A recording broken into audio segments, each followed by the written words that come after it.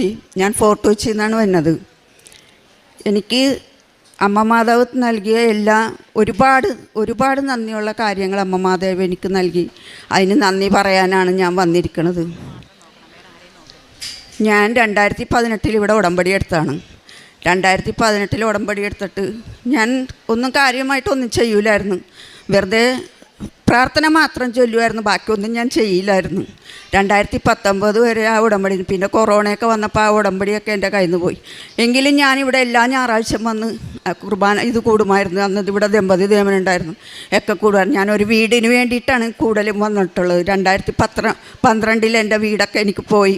ഞാൻ പിന്നെ ഒരു വീടിന് വേണ്ടി ഞാൻ അപേക്ഷിച്ച് 2019 2018 ഞാൻ തൈക്കാട്ടുശ്ശേരി പോയി ജോസഫച്ചനെ കാണുമായിരുന്നു, വീടിൻ്റെ കാര്യം പറയുമായിരുന്നു. പക്ഷേ അച്ഛൻ എന്നോട് 3 പ്രാവശ്യം എനിക്ക് വേണ്ടി മെസ്സേജ് എടുത്ത്. അപ്പോഴെല്ലാം അച്ഛൻ പറഞ്ഞത്, നിനക്ക് വീട് കിട്ടൂല, നീ വീടിനെ ആഗ്രഹിക്കുകയും വേണ്ട, എന്നെങ്കിലും നിനക്ക് അമ്മ മാതാവ് ഒരു വീട് തരുവാണെങ്കിൽ അത് തരും, അല്ലാണ്ട് നീ വീട് മേടിക്കണ്ട. പിന്നെ എന്നോടൊരു കാര്യം ചോദിച്ചാൽ, അച്ഛൻ നിനക്ക് വീട് മേടിക്കാൻ കാശുണ്ട?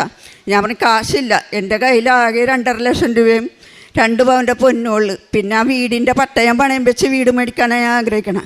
അതൊന്നും വേണ്ട, നീ അമ്മ മാതാവ് തരുമ്പോൾ മേടിച്ചാൽ മതി, ഞാൻ പറയണ പോലെയൊക്കെ നീ കടം മേടിച്ച് നാശത്തിലേക്ക് പോവുള്ളൂ എന്ന് അച്ഛൻ പറഞ്ഞു. അതിന് ശേഷം ഞാൻ ആ വീടിനെ പറ്റി ഞാൻ മറന്നു. ഞാൻ താമസിക്കണ പോലെ തന്നെ പണയത്തിന് താമസിക്കാൻ തുടങ്ങി. അങ്ങനെ നിൽക്കുമ്പോൾ ഈ 2023 ഞാൻ പുതിയൊരു ഉടമ്പടി എടുത്ത് ഞാൻ പുതിയതായിട്ട് എല്ലാ കാര്യവും സത്യസന്ധതയോടുകൂടി ഞാൻ ചെയ്യാൻ തുടങ്ങി. അങ്ങനെ ചെയ്തു വന്നപ്പോൾ ഞങ്ങളുടെ വീടിൻ്റെ അടുത്ത് ഒരു വീട് വിൽപ്പനക്ക് വന്നു. ആ വീട് എൻ്റെ അടുത്താണ് ആദ്യം വന്ന് പറഞ്ഞത്, ഈ വീട് വിൽക്കാൻ വേണം, നിനക്ക് വേണമെങ്കിൽ ഇടുന്ന് പറഞ്ഞു. ഞാൻ പറഞ്ഞു, എൻ്റെ കയ്യിൽ കാശില്ല. അവർ 22 ലക്ഷമൊക്കെയാണ് പറഞ്ഞത്, അത്ര ഒന്നുമില്ല. അപ്പം ഞാൻ അച്ഛൻ പറഞ്ഞ കാര്യം ഓർത്ത്, നീ വീട് കടം മേടിച്ച് വീട് മേടിക്കരുതെന്ന്. ഞാൻ പറഞ്ഞു, എനിക്ക് അത്ര ഒന്നുമില്ല, എൻ്റെ കയ്യിൽ കാശില്ലെന്ന് പറഞ്ഞു. അവസാനം അവർക്ക് പൈസക്ക് ആവശ്യമായിരുന്നു. അവർ ഒരുപാട് പേര് വന്ന് കണ്ട് ആ വീട് ആരും എടുക്കണില്ലായിരുന്നു. അവസാനം എന്നെ വിളിച്ചിട്ട് അവർ ചോദിച്ച്, നീ ഈ വീട് എത്ര രൂപയ്ക്ക് എടുക്കുമെന്ന് പറഞ്ഞു. അപ്പം എൻ്റെ മനസ്സിൽ എന്നോട് അമ്മ മാതാവ് പറയണ പോലെ നീ 12 പറയുന്നു. ഞാൻ അങ്ങനെ അവരോട് 12 ലക്ഷം പറഞ്ഞു. 12 ലക്ഷം പറഞ്ഞപ്പോൾ അവർ പറഞ്ഞ്, അതും വളരെ കുറവല്ലേ, അങ്ങനെ എന്തിനാണ് പറയണത്, നീ ഇച്ചിരി കൂടി കൂട്ടിത്തരാം. ഞാൻ പറഞ്ഞു, എൻ്റെ കയ്യിൽ ഇല്ലാഞ്ഞിട്ടാൻ. അവരെൻ്റെ മോളെ വിളിച്ച് പറഞ്ഞ്, മോളോട് പറഞ്ഞ് അമ്മനോട് 13 ലക്ഷത്തിന് അത് എടുത്തോളാൻ പറയാമെന്ന് പറഞ്ഞു. അങ്ങനെ മോളെന്നെ വിളിച്ച് പറഞ്ഞ്, ആ വീട് 13 ലക്ഷമല്ലേ എടുക്കുമെന്ന് പറഞ്ഞു. അങ്ങനെ ആ വീട് എനിക്ക് കിട്ടി. ആ വീടിന് വേണ്ടി വീടെനിക്ക് തന്നവർ ഞാൻ ടോക്കൺ അഡ്വാൻസ് 5 ലക്ഷം കൊടുത്ത് വീടിന് കരാർ എഴുതി. പക്ഷേ അതിന് ശേഷം ആ വീടെടുക്കാൻ ഒരുപാട് പേര് ചെന്നു, 22 ലക്ഷം തരാം, 18 ലക്ഷം തരാം, 13 ലക്ഷം തരാം എന്നൊക്കെ കുറേ പേര് അങ്ങാടി ചെല്ലാൻ തുടങ്ങി. അപ്പോഴൊക്കെ എനിക്ക് പേടിയായി. ഞാൻ ആ വീട്ടിൽ ചെന്ന് അവിടെ ഉപ്പിട്ട് നേർച്ച വസ്തുക്കളൊക്കെ അവിടെ കൊണ്ട് ഇട്ട് ഞാൻ പ്രാർത്ഥിച്ച്, മാതാവേ, ഞാൻ ആഗ്രഹിച്ചതല്ല, നീയാണ് എന്നെ ആഗ്രഹിപ്പിച്ചത് ഈ വീട് നിനക്കുള്ളതെന്ന് പറഞ്ഞു. അത് കാരണം കൊണ്ട് ഞാൻ അതിന് ഇതാക്കിയതാണ്. അതുകൊണ്ടിട്ട് ടോക്കൺ അവരോ എന്നോട് പറഞ്ഞ്, ടോക്കൺ തന്ന 5 ലക്ഷത്തിൽ ഞാൻ 6 ലക്ഷം തരാം, ഇതിൽ നിന്ന് ഒഴിവാക്കി തന്നോ. ഞാൻ പറഞ്ഞു, പറ്റൂല, എനിക്ക് ഇതിൽ നിന്നൊരു മാറ്റമില്ല എന്ന് പറഞ്ഞു. അങ്ങനെ ഞാൻ പ്രാർത്ഥിച്ച്. അതിനുശേഷം എനിക്ക് തടസ്സങ്ങളായിരുന്നു, ഒത്തിരി തടസ്സങ്ങളായിരുന്നു. ഈ വീടിൻ്റെ പേപ്പറുകളൊക്കെ ശരിയാക്കാൻ വേണ്ടി ഞാൻ നടന്നിട്ട് എവിടെ ചെന്നാലും തടസ്സം. ഞാനങ്ങനെ ഡെയിലി കണ്ണീരിട്ട് പ്രാർത്ഥിക്കുമായിരുന്നു, എപ്പോഴും ഞാൻ പ്രാർത്ഥിക്കുമായിരുന്നു. അങ്ങനെ ഒരു ദിവസം ഞാൻ ഈ കഴിഞ്ഞ മുമ്പത്തെ ആഴ്ചയിൽ ഞാൻ ജോസഫച്ചനെ സ്വപ്നം കണ്ടു. ഒരു 5 മണിക്ക് ഞാൻ 3 മണിക്ക് എണീറ്റിരുന്ന് കരഞ്ഞ് പ്രാർത്ഥിച്ച്, ദൈവമേ, എൻ്റെ ഈ തടസ്സങ്ങൾ മാറ്റിത്തന്നെ മാതാവേ, നീ തന്നെ വീടല്ലേ, പിന്നെ എന്തിനാ അതിന് തടസ്സപ്പെടുത്തണമെന്ന്. അങ്ങനെ ഞാൻ ജോസഫച്ചൻ നിറഞ്ഞ ചിരിയോടുകൂടി, ആ ചിരി ഞാൻ ഒരിക്കലും കണ്ടിട്ടില്ല ഇവിടെ ഞാൻ ജോസഫച്ചൻ്റെ മുഖത്ത്. ആ ചിരിയോടുകൂടി എൻ്റെ അടുത്ത് വന്നപ്പോൾ ഞാൻ ഓടിച്ചെന്ന് അച്ഛൻ്റെ കൈ കയറി പിടിച്ചിട്ടും പറഞ്ഞു, അച്ഛാ, എൻ്റെ വീടിന് ഒരുപാട് തടസ്സം. അച്ഛൻ പറഞ്ഞില്ലേ അമ്മ മാതാവ് ഒരു വീട് തരുമെന്ന്, ആ വീട് എനിക്കിന്ന് മാതാവ് തന്ന്. ഞാൻ 13 ലക്ഷത്തിന് അവരെനിക്കൊരു വീട് തന്നച്ചാ, പക്ഷേ ആ വീടിന് വളരെ തടസ്സങ്ങളാണ് എന്ന് പറഞ്ഞ്. അച്ഛൻ പറഞ്ഞ്, നീ വിഷമിക്കണ്ട, ഇന്ന് നിൻ്റെ സങ്കടങ്ങളെല്ലാം മാറും എന്ന് പറഞ്ഞ് അച്ഛൻ എൻ്റെ അടുത്തുനിന്ന് പോയി, എന്നെ തലക്കെട്ട് കൊട്ടിയിട്ടും പോയി. അതിനുശേഷം ഒരു 2 മണിയായപ്പോൾ ഞാൻ കൊടുത്ത പേപ്പറുകളെല്ലാം റെഡിയായെന്നും പറഞ്ഞ് എല്ലാവരും എന്നെ വിളിക്കാം, വക്കീൽ വിളിച്ച് എല്ലാ പേപ്പറും റെഡിയായി, ഇന്ന് തന്നെ നമുക്ക് കരാർ എഴുതാം, ഇനി നീ ഇതിൽ തടസ്സങ്ങളൊക്കെ മാറിയെന്നും പറഞ്ഞ്. എനിക്ക് എങ്ങനെ നന്ദി പറയണം, എങ്ങനെ ഇതാക്കണമെന്നൊന്നും എനിക്കറിയാൻ പാടില്ല. അത്രയ്ക്ക് പരിശുദ്ധ അമ്മ എനിക്ക് മനസ്സിലായി. അത് ജോസഫച്ചനല്ല വന്നത്, എൻ്റെ ഈശോയാണ് വന്നത്, എന്നോട് പറഞ്ഞതും പോയതും എല്ലാം. അന്ന് തന്നെ എനിക്ക് എല്ലാ കാര്യങ്ങളും എനിക്ക് ശരിയായി. ഇതാണ് എൻ്റെ ഏറ്റവും വലിയ സാക്ഷ്യം. ഇപ്പം ആ വീട് നിന്ന് എൻ്റെ 42 ലക്ഷം രൂപയുള്ള വീടാണത്. ആ വീട് നിന്ന് എനിക്ക് വെറും 13 ലക്ഷത്തിനാണ് അമ്മ എനിക്ക് വാങ്ങിച്ചു തന്നത്. 3 ബെഡ്റൂമും ആളും. പിന്നെ ഞാനൊരു കാര്യം പ്രാർത്ഥിച്ചായിരുന്നു. ഞാൻ ഈ കഴിഞ്ഞ പ്രാവശ്യം പുതുക്കാൻ വന്നപ്പോൾ ചുമ്മാ വെച്ചതാണ് ഞാൻ, അമ്മേ ഞാൻ ചെറിയ വീട് ആഗ്രഹിച്ചിട്ട് നീ എനിക്ക് തന്നില്ല, അപ്പം ഞാനൊരു വലിയ വീടിന് വെക്കാൻ വേണേ. ഞാനിങ്ങനെ പറഞ്ഞു എനിക്ക് 2 നില വീടും ഒരു കടയുടെ കൂടി എനിക്ക് തന്നുവെന്ന് പറഞ്ഞു. അമ്മനോട് അങ്ങനെ ഞാൻ നിയോഗം എഴുതി പ്രാർത്ഥിച്ചിട്ട് ഞാൻ പോയി. എനിക്കിപ്പോൾ കിട്ടിയേക്കണ വീട് 3 നിലയുള്ള വീട് വെക്കാനാണ്. ഒറ്റ നിലയാണ് ഇപ്പോൾ ഉള്ളത്.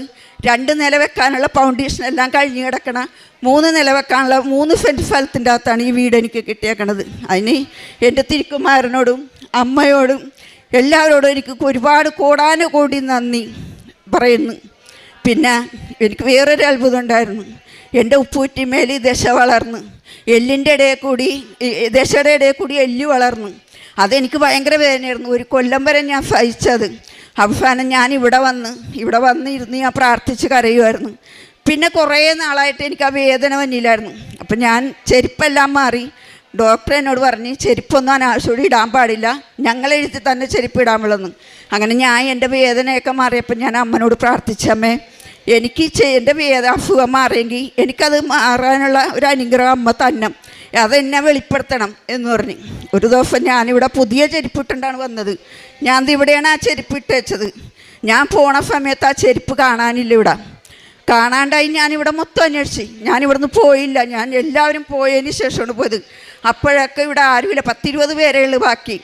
അങ്ങനെ ഞാൻ പറഞ്ഞു അപ്പോൾ ഒരു അമ്മ അവിടെ ഇരുന്നിട്ടും ചോദിച്ച് എന്താ അന്വേഷിക്കണമെന്ന് വെച്ചപ്പോൾ ഞാൻ പറഞ്ഞു എൻ്റെ ചെരുപ്പ് പോയി, എൻ്റെ ചെരുപ്പ് കാണാനില്ല എന്ന് പറഞ്ഞു. അപ്പോൾ ഞാൻ ആരെങ്കിലും മാറിയിട്ടുണ്ടിരിക്കണം. ഞാൻ പറഞ്ഞു എൻ്റെ ചെരുപ്പ് കിടക്കണ സ്ഥാനത്ത് വേറൊരു നല്ലൊരു പുത്തൻ ചെരുപ്പ് കിടക്കണം. അങ്ങനെ അവർ പറഞ്ഞ് ഇത് ഇട്ടുകൊണ്ട് പോയിക്കോ, എല്ലാ ആഴ്ചയിലും ഇവിടെ വന്നതല്ലേ, എന്നിട്ട് അടുത്ത ആഴ്ച വരുമ്പോൾ ഇതും കൊണ്ട് വന്നാൽ മതി എന്ന് പറഞ്ഞു. ഞാൻ ആ ചെരുപ്പ് ഇട്ടുകൊണ്ട് പോയി. അതൊരു ഹീൽ ചെരുപ്പ്. ഡോക്ടർ എന്നോട് പറഞ്ഞ ഹീൽ ചെരുപ്പ് ഇടാൻ പാടില്ലെന്നാണ്. ആ ഹീൽ ചെരുപ്പ് ഇട്ടുകൊണ്ട് ഞാൻ പോയി. ആ ചെരുപ്പ് ഇട്ടുകൊണ്ട് തന്നെ ഞാൻ ജോലി സ്ഥലത്ത് പോകും, വരും, തിരിച്ചു വരും. എനിക്ക് ഏതൊരു ബുദ്ധിമുട്ടുമില്ല. അങ്ങനെ ഞാനിവിടെ വന്ന് കിടന്ന സ്ഥലത്ത് തന്നെ ആ ചെരുപ്പ് അവിടെ ഇട്ടിട്ട് ഇവിടുത്തെ ധ്യാനം കൂടി പ്രാർത്ഥിച്ച കഴിഞ്ഞ് വൈകുന്നേരം ഇതേപോലെ ഞാൻ തിരിച്ചു പോയി. ആ ചെരുപ്പ് ആരും എടുത്തില്ല. വീണ്ടും ഞാൻ ആ ചെരുപ്പ് ഇട്ട്. അങ്ങനെ ആ ചെരുപ്പ് ഞാൻ ഒരു കൊല്ലം ഉപയോഗിച്ച് കഴിഞ്ഞപ്പോൾ എനിക്ക് മനസ്സിലായി എൻ്റെ രോഗം മാറി, എൻ്റെ വേദന മറന്നു. ഞാൻ എല്ലാ ചെരുപ്പും പിന്നെ ഉപയോഗിക്കാൻ തുടങ്ങി. പിന്നെ ഞാനൊരു ഹോം നേഴ്സാണ്. രോഗികളെ നോക്കാൻ പോണേ.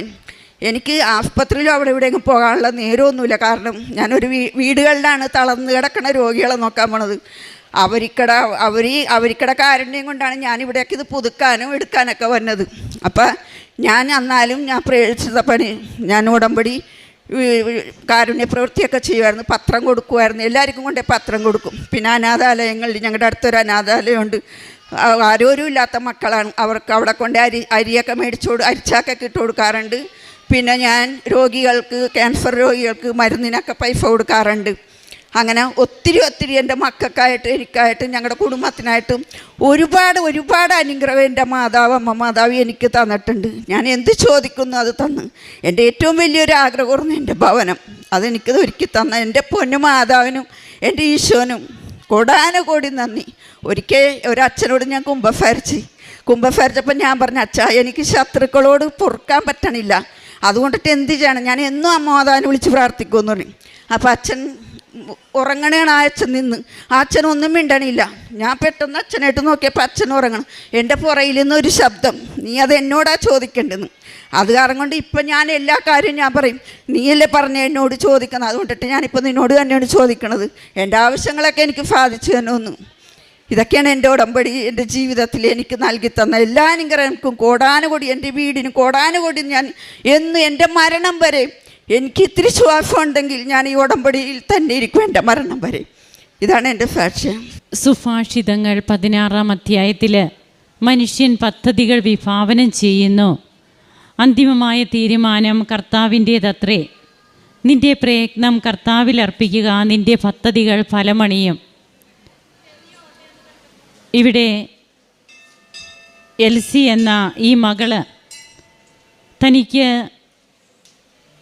ഉടമ്പടി ജീവിതത്തിലേക്ക് വന്നത് മുതൽ ദൈവത്തിൽ നിന്ന് കിട്ടുന്ന കൃപകൾ എങ്ങനെയാണ് പരിശുദ്ധ അമ്മയുടെ മാധ്യസ്ഥം തനിക്ക് കൂട്ടും തുണയുമാകുന്നത്.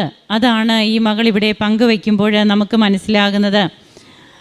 തനിക്ക് തൻ്റെ ഭവനം, ആ ഭവനത്തിൻ്റെ അവസ്ഥകൾ അതെങ്ങനെ ഈ മകൾക്ക് ലഭിക്കുന്നു, അത് എത്ര ലക്ഷത്തിനാണ് ഇന്ന് പറയുന്നത്, പക്ഷേ തനിക്ക് എത്ര ലക്ഷത്തിന് ലഭിച്ചു, ഇതൊക്കെ നാം ഇവിടെ കേട്ടു.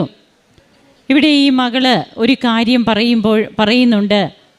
ബഹുമാനപ്പെട്ട BP ജോസഫ് അച്ഛനെ സ്വപ്നം കണ്ടതും അച്ഛനെ ആദ്യമേ വന്ന് കാണുന്നതും അച്ഛൻ പറയുന്ന കാര്യങ്ങളും പിന്നീട് സ്വപ്നത്തിലുണ്ടായ ഓരോ കാര്യങ്ങളുമൊക്കെ ഇവിടെ പറഞ്ഞു. ഇവിടെ നാം കേൾക്കുമ്പോൾ ഇന്ന് അമ്മ പ്രത്യക്ഷപ്പെട്ടതിൻ്റെ 20ാമത്തെ വർഷത്തിലേക്ക് കൃപാസനം കടന്നിരിക്കുമ്പോൾ ഇത് പെട്ടെന്നുണ്ടായ, അതായത് നാം നോക്കി നിൽക്കെ ഉണ്ടാകുന്ന ഒരു വളർച്ച തന്നെ എന്ന് വേണമെങ്കിൽ പറയാം. എന്നാൽ ഇതിൻ്റെ പുറകിൽ എത്രയോ രാത്രികളുടെ, അതായത് ബഹുമാനപ്പെട്ട BP ജോസഫ് അച്ഛൻ്റെ തന്നെ തെദേവും എന്ന പുസ്തകത്തിലൂടെ കടന്നു പോകുമ്പോൾ നമുക്ക് കാണുവാൻ കഴിയും. അച്ഛൻ്റെ ജീവചരിത്രവും അത് കൃപാസനത്തിൽ പരിശുദ്ധ അമ്മയുമായിട്ട് എങ്ങനെ ബന്ധപ്പെട്ട് നിൽക്കുന്നു. ആദ്യമേ കൃപാസനം ഉണ്ടായില്ല, എന്നാൽ പരിശുദ്ധ അമ്മയോടുള്ള അച്ഛൻ്റെ സ്നേഹ ആദരവുകൾ അത് അച്ഛൻ എപ്പോൾ തുടങ്ങിയതാണെന്നും തൻ്റെ ജീവിതത്തിൽ ജപമാലയിലൂടെ എങ്ങനെയാണ് പരിശുദ്ധ അമ്മയുമായിട്ട് ഹൃദ്യമായ ഒരു ബന്ധം, അത് ഈശോയിലേക്കുള്ള ഒരു ചവിട്ടുപടിയായിട്ട് എങ്ങനെയാണ് അച്ഛന് മാറുന്നത്. കർത്താവിൻ്റെ മാലാഖ എന്ന പ്രാർത്ഥന, ആ പ്രാർത്ഥനയിലൂടെ 4 വയസ്സിൽ അച്ഛൻ തുടങ്ങിയ ഒരു ജീവിതമുണ്ട്. അതാണ് ഇന്ന് ഉടമ്പടി എടുത്ത ഓരോ മക്കൾക്കും അച്ഛൻ പറയുന്ന ഓരോ വാക്കുകളും അത് അങ്ങനെയാണ് ഈശോ അത് നമുക്ക് നന്മയാക്കി കൃപയാക്കി മാറ്റുന്നത്. ഈ മകളുടെ ജീവിതത്തിൽ തന്നോട് പറഞ്ഞത് ബഹുമാനപ്പെട്ട ജോസഫ് അച്ഛനല്ല, ഈശോയായിരുന്നു എന്ന് ഈ മകൾ പറയുമ്പോൾ ഇങ്ങനെ എത്രയോ മക്കൾക്കാണ് ഈശോ ഓരോ കാര്യങ്ങൾ നമ്മുടെ ജീവിതത്തിലേക്ക് കൃപകളായിട്ട് വർഷിക്കപ്പെടുന്നത് കൃപാസനം എന്ന ഈ ഒരു ആലയത്തിലൂടെ. ഇവിടെ ഇന്ന് ജപമാല മണികൾ തുടർച്ചയായിട്ട് ഉയരുന്ന ഈ ആലയത്തിൽ നാം ചവിട്ടിയെങ്കിൽ നാം നന്ദിയുള്ളവരാകണം. അതുമാത്രം മതി നമുക്ക് സ്വർഗത്തിലേക്ക് നോക്കി നമ്മുടെ ജീവിതം തുടരുവാനായിട്ട്. പിന്നീട് നമുക്ക് കിട്ടുന്നതെല്ലാം കൃപാസനത്തിൻ്റെ ആസ്തിയിൽ നിന്ന് മാത്രമാണ് നമുക്ക് ലഭിക്കുന്നത്. അതുകൊണ്ടാണ് 42 ലക്ഷത്തിൻ്റെ വീട് 13 ലക്ഷത്തിന് ഈ മകൾക്ക് കിട്ടുവാനുണ്ടായ കാരണം. പിന്നീട് തൻ്റെ രോഗസൗഖ്യങ്ങൾ, അതുപോലെ താൻ എന്തൊക്കെയാണ് കാരുണ്യ പ്രവർത്തനങ്ങൾ, പ്രേക്ഷിത പ്രവർത്തനമൊക്കെ ചെയ്യുന്നത്, അങ്ങനെ മനുഷ്യൻ പദ്ധതികൾ വിഭാവനം ചെയ്യുന്നു. അന്തിമമായ തീരുമാനം കർത്താവിൻ്റേതത്രേ എന്ന് തിരുവചനം ഉദ്ഘോഷിക്കുമ്പോൾ നമുക്കും നമ്മുടെ ജീവിതത്തിൽ ഇതൊക്കെ തന്നെയാണ് അനുഭവമായിട്ട് ഇന്നുള്ളത്. ഇതൊന്നും എക്സാജറേഷനല്ല, എവിടെയോ നടന്ന കാര്യങ്ങളല്ല ഇന്നിവിടെ നാം ഇവിടെ കേട്ടുകൊണ്ടിരിക്കുന്നെങ്കിലും ഇവിടെ പറയുന്നത് ആ വ്യക്തികൾ തന്നെയാണ് വന്ന് പറയുന്നത്. അവരുടെ ജീവിതത്തിൽ അവരതൊരിക്കലും നിരസിക്കില്ല. അതുകൊണ്ടാണ് അവരിന്ന് ലോകത്തോട് മൊത്തം വിളിച്ചു പറയുന്നത്. അതിനുള്ള കൃപയുമായിട്ടാണ് ഇവിടെ കൃപാസനത്തിൽ വന്ന് ഉടമ്പടി എടുക്കുന്ന ഓരോ മക്കളും ജീവിക്കുന്നതും കടന്നു പോകുന്നതും. നമുക്ക് കരങ്ങളടിച്ച് ഈശോയ്ക്കും അമ്മയ്ക്കും നന്ദി പറയാം. യേശുവേ നന്ദി, യേശുവേ സ്തുതി, യേശുവേ ആരാധന.